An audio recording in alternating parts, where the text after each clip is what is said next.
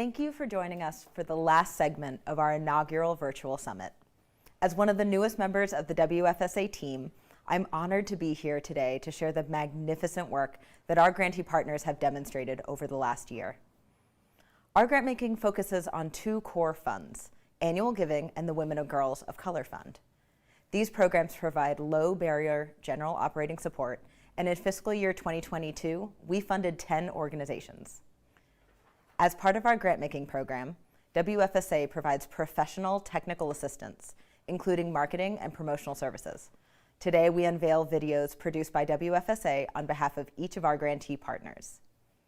Our Annual Giving Fund recipients include Community Investment Corporation, Planned Parenthood Arizona, Innovation for Justice program at the University of Arizona James E. Rogers College of Law, Chicanos por la Causa, and Emerge Center Against Domestic Abuse.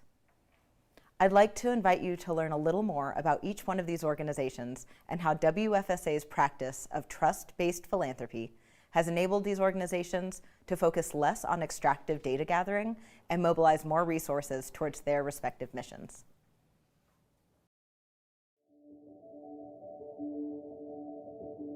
So Emerge's mission is to make sure that everybody in the community is safe and has a life free from abuse.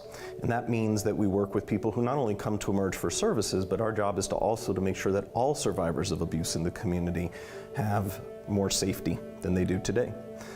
Part of that is responding to their needs today and making sure that we provide crisis services and support services to those folks who are experiencing domestic violence now, as well as their family and friends and folks who care about them.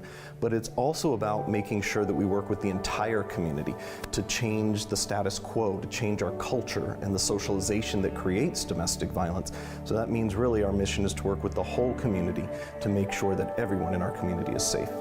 So the community that we serve are victims and survivors of domestic violence. It's a diverse community with many different backgrounds, cultures, intersectionalities. So our lay legal advocacy is, we have a lay legal team who provides guidance to our participants around the criminal and civil justice system in different ways, helping them navigate that system and providing different emotional support as well, and just providing different information about the process of the legal system.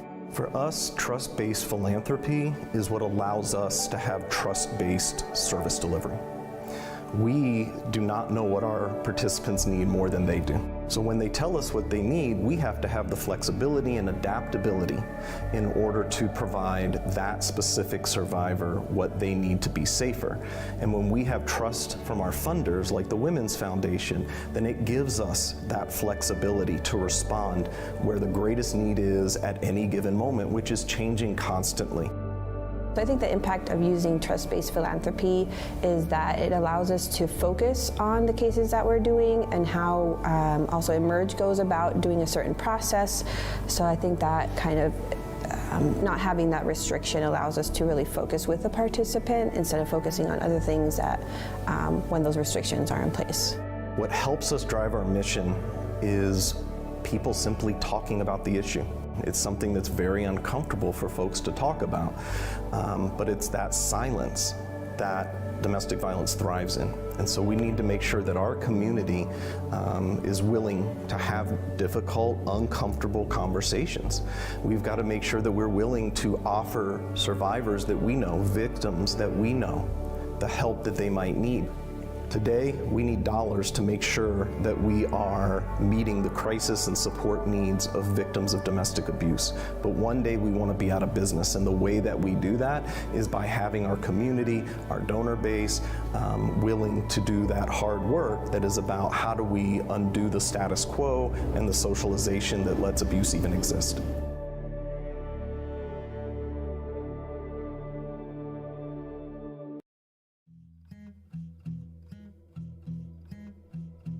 So the mission of Geo Health Connection is to help individuals and families get enrolled into healthcare and other community resources. We provide free application assistance, bilingual in Spanish, English, over the phone or in person for access, kids care, cash assistance, food stamps, and also the marketplace.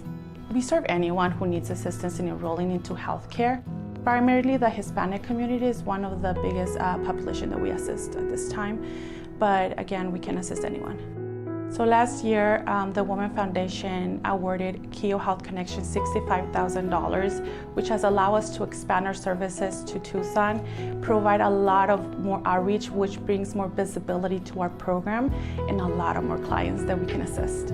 Well, COVID-19 is still a challenge for us. However, most of it is having that availability for in-person for still those community members has been a great challenge, but we've been able to still provide those services and even expand our hours of operation. And again, expanding to Tucson in person has helped us tremendously. Well, now we have in-person services, so we have a navigator who is able to help in person Monday to Saturday, also some evenings at our immigration office as well, our Chicanos por la Causa immigration office in Tucson. The partnerships that we have established, not just here in Arizona, but also not just in Maricopa County, because before that was our majority sources of outreach, but now when we're in Tucson, we work with the Sheriff Department, we're working in there with the farmer market up there as well, the food banks, establishing those partnerships and already spreading the word that Keo is there. It's one of the, I would say, the sources of accomplishment that we've had. Keo, our staff members and our families who we help on a daily basis would love to thank the Women Foundation for investing in us and allowing us to continue to do our work out in the community and supporting our clients.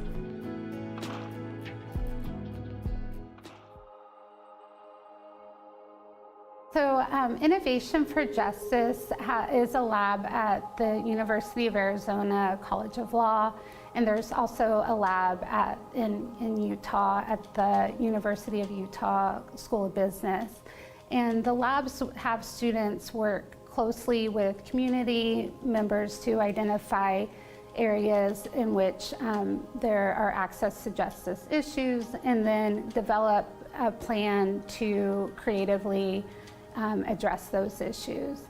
And sometimes that involves technology, sometimes it involves policy reform, like what we did with the licensed legal advocate pilot. The issue we're working on with the licensed legal advocate pilot is to better serve survivors of domestic violence who may otherwise not have access to legal advice in order to leave a domestic violence situation. The funding from the Women's Foundation has been extremely helpful in allowing us to continue the program evaluation. Due to the pandemic, we weren't always able to run the program as we initially had expected. So having the additional funding from the Women's Foundation has allowed us to continue with that data collection and be able to run the program evaluation in the way that we had hoped. So if I could ask anything from the community to help with our mission, it's to continue to collaborate with us the way that they have. We work really closely with community members in developing our projects, especially like, for example, with the licensed legal advocate pilot. We worked really closely with attorneys, the Arizona Supreme Court, Emerge, and their legal advocates, as well as the survivors that the project is trying to serve, and as well as others. And so having that support and having the contributions to how the program develops has been critical in creating a successful pilot.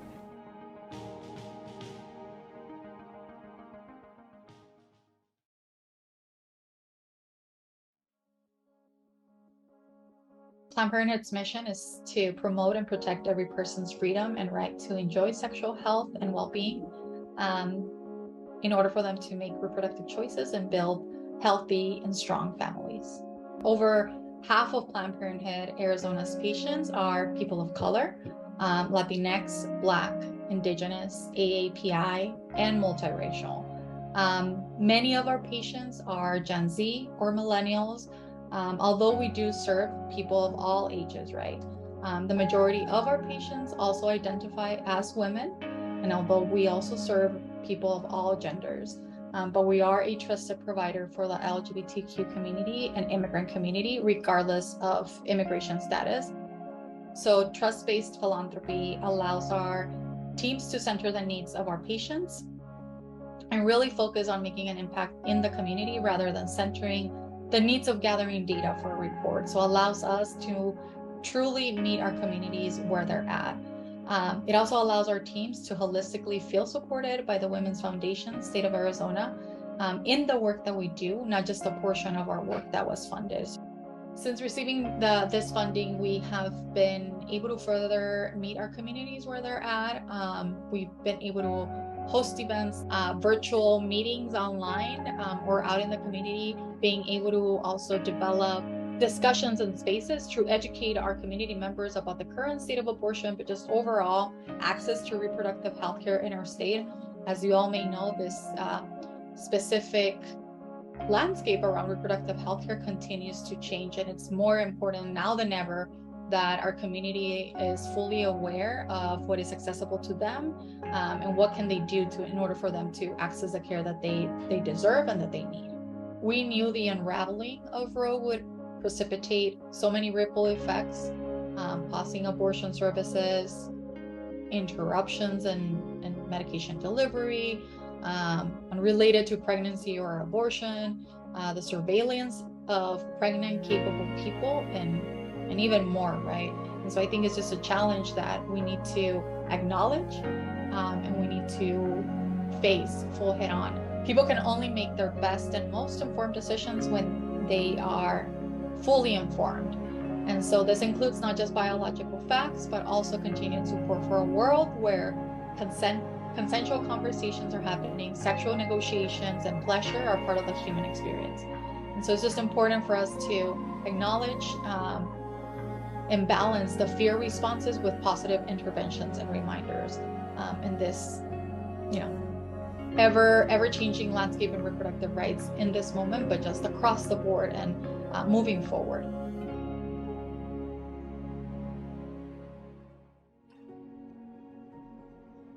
Community Investment Corporation, our mission is to give access to the entire community to our economy and its full benefits. The economy works for a lot of people, but it leaves too many people out. So we work with people who have been historically disenfranchised, historically underserved, especially by capital access institutions. We have three main pillars. We try to work with people to build assets through home ownership, education, and entrepreneurship. I've worked in nonprofit for 20 years, and the impact of being able to work with a foundation that uses a trust-based approach means that they've looked at your organization overall and vetted you. They see what it is that you do in the community, and instead of asking us to report on every dollar spent, they give it to you with the trust that you are going to continue, augment what your services are, increase your impact. It allows us to do what we do well. It's the fact that we are the experts at what we do, and allowing those experts to take the money and use it for its highest and best use in the work we're trying to do. The progress since receiving the funding from the Women's Foundation has been it's been a sea change for us. The first time that we launched the BIPOC Community Managed Loan Fund, we only had enough to do one cohort, and what this has allowed us to do is actually open up the loan fund so that we're actually approving loans every month now. We have the BIPOC community who has actually created the loan program that we have. They're making all of those decisions. Community Investment Corporation, for our part, is really just an administrator. We do the origination and servicing, but all the decision making has been turned over to the BIPOC community. This idea of having the community that you're trying to serve actually have agency, have the decision making power in how they are best served. Our biggest source of pride is that this was a response to the murder of George Floyd, that our organization, our staff, wanted to do something different. Economic justice is what we fight for. We think it's imperative that there's economic justice to have racial justice. Our staff, 14 people at the time, donated the first $2,700 to this program. Since that time, including the investment from the Women's Foundation, we are up over $360,000. We've seen the community rally around what it is that we've put together to make it bigger, and we hope it will be a perpetual and sustainable asset for our community to always be supporting BIPOC entrepreneurs.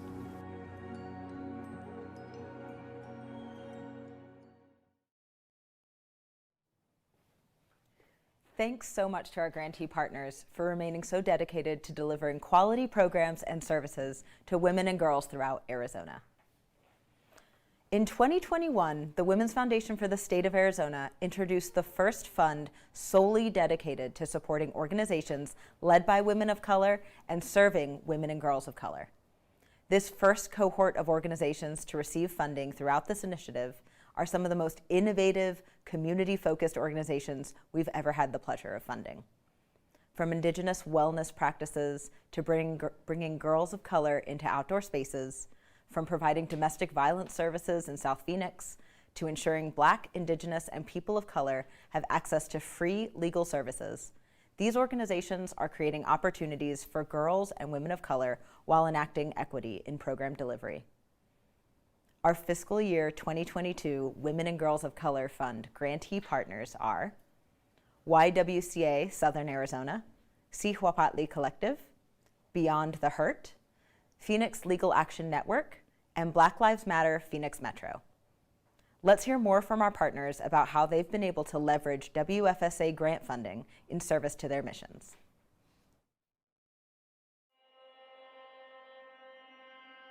At the YWCA, we're on a mission of eliminating racism, empowering women, and doing justice. The community served by the YWCA is a community of promise and women making an impact. We are working with women and helping to build their self-advocacy through leadership, because our women demonstrate leadership whether it's in their own families or in their communities.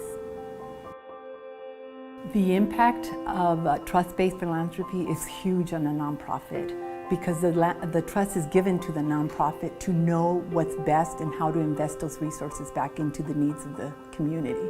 And it's really about a partnership of collaboration, where together as a donor and a nonprofit, we get to impact the community that we strongly believe in and belong to. The progress that has been offered to us in receiving trust-based funding is lending the opportunity to our participants beyond the program services, giving them the experiences that they otherwise may not have. And so exposing them to these experiences as part of learning and leadership, and being, for us, at the YWCA, it was also expanding to service the needs of younger women.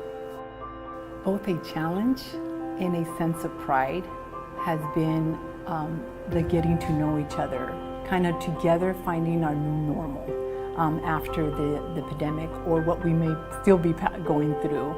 And so the realization too of looking at equity, and what does equity look like for us now that we've had the experience of navigating through this challenging time together. We've also learned that this is hard work. It's not easy, and that we need to take care of ourselves emotionally and psychologically, and that we need to be able to create the resources and the platforms for ourselves doing the work, but also for those participating in the work.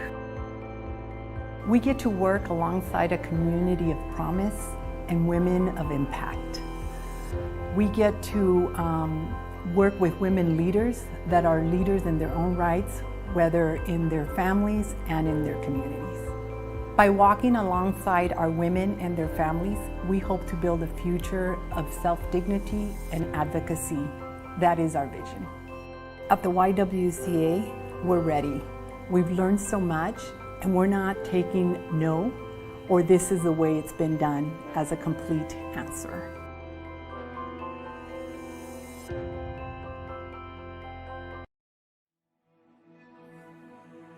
Immigration as an experience is not a monolithic one. There's so many different experiences and so many different stories when it comes to immigration. So at PLAN, we are trying to promote immigrant justice in Arizona. We aim to provide free legal services and representation to non-detained and documented folks in Phoenix. We also want to grow legal knowledge, not just with lawyers, but also within our community and within those immigrant spaces. So we partner with different partner organizations like Trans Queer Pueblo, Aliento, Poder in Action, where we host curriculums to share legal knowledge depending on what their communities need. And then we also aim to connect our clients with those immigrant-led organizations to foster that community power that we're hoping to grow. PLAN is a small organization. We're just 2 staff people. Flexible, unrestricted funding, general operational support like we receive from the Women's Foundation allows us to move money where we need it most to ensure that we can keep our programming, continue to pay our staff when grants or other donations that are restricted don't completely fill that gap. This 3-year renewable grant from the Women's Foundation has really given us some sustainability to be able to expand. We are a client community-based organization and we need to be able to meet with people. And so having this physical space in this co-working space that we rent has been critical to allowing us to rebuild and reinvest in our community and client relationships. We serve undocumented folks and family, primarily those who are low income, because we are trying to give those services to people who are not able to afford representation or any assistance in legal proceedings. 98% of our clients and the people we support are people of color, and more than half are women. So a lot of the time we're working with people who, have families and are working and been part of the community for a long time. So we're just trying to help them get representation and support where they need. We now have been able to really invest in our values, which is to make sure that we have a greater voice for immigrants in our organization. Both Giselle and I identify with the immigrant experience. We are daughters of immigrants and women of color, and our board has similarly had that shift. Our board is now majority women of color, and the majority identify with the immigrant experience, either being immigrant themselves, children of immigrants, or growing up on our borderlands. And so with this funding, we've really been able to not only expand our board and our staff and our work, but really to be able to actualize our values of centering immigrants in our organization.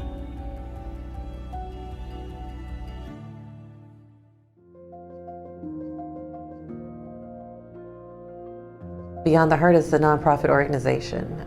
We empower single mothers, at-risk youth, and domestic violence survivors through education and resources to help promote a healthy individual. We really focus on trying to increase education. We want people really to get out of the mentality that they need the government to succeed. We want them to really understand that they have the power within themselves. And so we want to pull them out of the mentality, especially of being, feeling that they're trapped, feeling that they are hopeless, and we want to show them there is a better way. The longevity starts with really a more emotional aspect of it. That's why it's called Beyond the Hurt. Now, I'm going to get over all the hurt that was in my life. And because I can get over that, I don't have to make rash decisions. I don't have to make decisions out of desperation. But because there's no hurt in me, I can move and make very sound decisions that will impact not only myself, but my family. I think a lot of organizations that, like mine, that are smaller, they have been through a lot of things. That's why the passion is so great. So the community is not a number.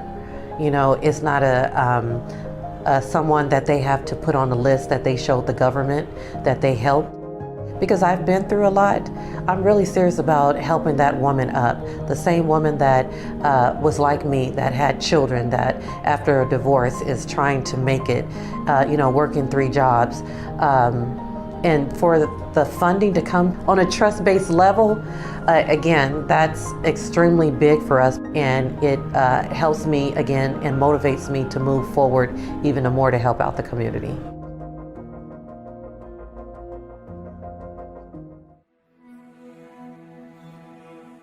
In a tagline, the Siwa Patli Collective supports urban Indigenous families from womb to tomb.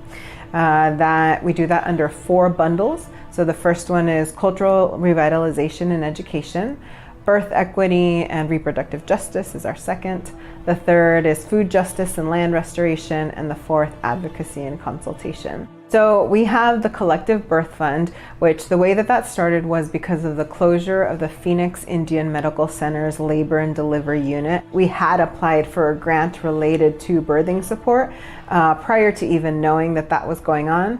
And we were able to immediately implement it to allow folks to have the culturally responsive, culturally appropriate birth that they wished. Through the Collective Birth Fund, which is now coming on 3 years old, it started in 2020 during the pandemic, so that was another layer to this, right? We're all home, right? Folks aren't trying to have a lot of interaction with people. They're figuring all this out when they feel really lonely. We started also realizing that we were supporting just as many Black families as we were supporting Indigenous families. It's lovely to see the evolution of our organization serving really BIPOC families more than just only Indigenous families. So the way that trust-based philanthropy helps us more efficiently administer dollars and services is that when you center humans, right? When you center a relationship, you can't fake that in any aspect of your work, whether it's with your funder or whether it's the community that you're serving. So if that leads, then you get to be a person, you get to be a human, you get to be in their world, right? You get to provide information, services, funding, conversations in the ways that are suited to an individual. And when that is centered, then you have to spend less money on maybe doing something that's centering something that's maybe a part of a system that's not serving anyone, and I say anyone, the funder, the organization, or the family or the community. And we get to kind of do a little bit more of our own data collection, of our own information to kind of understand who's being served. When we have less restrictions on administering the funds, we also get to create a different relationship with those that we're funding, where we get to talk to them more, because we don't have to do things like ask them the questions, are you receiving this aid? Are you doing that? We will get there in a conversation. We get to lead with a relationship instead of leading with data. In this past year, right, having just a more inclusive community, that's centering and including Black and Indigenous families, we're getting to see that we're serving communities and birth workers that are like, I needed this space. I was always doing the work, but I was doing it by myself, right? I didn't know that that's what I was doing, meaning using a rewosal to do some birth work, and that's what it was called, and that this is the story that my grandma had shared with me, right? Or a great grandmother, or knowledge that our family had shared, and now I have some sort of conversation about it and I want to know more. For us, that's that awakening, right? That awakening of ancestral knowledge, and that's, I would say, one of the things that the collective offers the community, because we've gone through that process ourselves. Now, like I said, as we're serving more Black and Indigenous families and we're creating spaces for Black and Indigenous families, I think my question to my community would be, what do you need to engage in this kind of intersectional space? How do you want us to navigate this? All the things that I think about and that I've heard other people say that they're thinking about.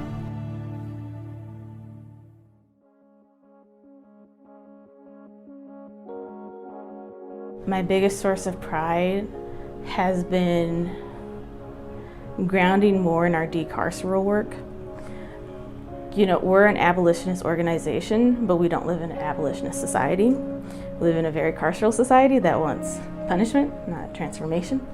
So we have been working to increase our capacity to facilitate decarcerality, and we're also working on holding those community circles so that community knows how to be in conversation with each other when something does happen. We don't just do protesting, while that is an important aspect of our work, and it provides necessary support to families who've been impacted by police violence. The other side of our work is creating spaces for Black people to just exist and not have to be fighting against white supremacy, not have to be worried about, are they gonna experience microaggressions, are they gonna experience racism in the space because they're showing up as a Black person.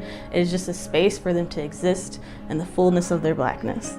So we've been able to work on specifically our Building a Blueprint for a New World work through the Women's Foundation grant. That has included everything from some of our members creating art-focused spaces for foster youth that are girls, as well as working with Atabey Outdoors to bring our community or introduce rock climbing to our community in a space that's inclusive, and even though the predominant space itself is not.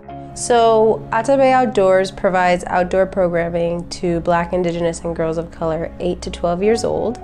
And we also combine unique youth development programs with our outdoor programming, so we are encouraging social, emotional, and physical growth. When we first started, we had about 5 Black women show up to our first gathering, and just to see them continue to return is really amazing. When they first came in, it was a little nerve-wracking because the rock climbing gym can be it can be intimidating, it can be overwhelming, it's white dominated, so I think that providing this group for us to be able to spend time with each other, with other Black, Indigenous people, I think that has given them a sense of confidence. Every time they walk in, they know they're going to climb and have fun and interact with other people who look like them. Yeah, our partnership with Atabey Outdoors is amazing.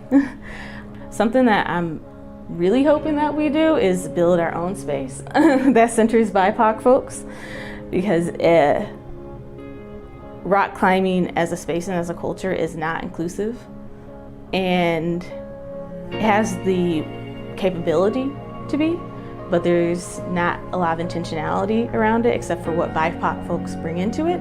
So at that point we could just create it ourselves. There's a long history of trauma related to the outdoors for the Black and Indigenous communities, and so there's been, generations of people not going outdoors. Going outdoors and being in these spaces is an act of resistance. It's giving us the opportunity to now show up proud and show up happy and joyful into these spaces where we were not welcome before,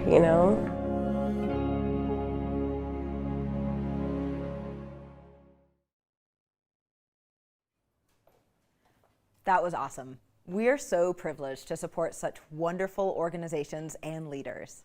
I'm just so impressed with the impact these 10 organizations have had on women and girls throughout the state.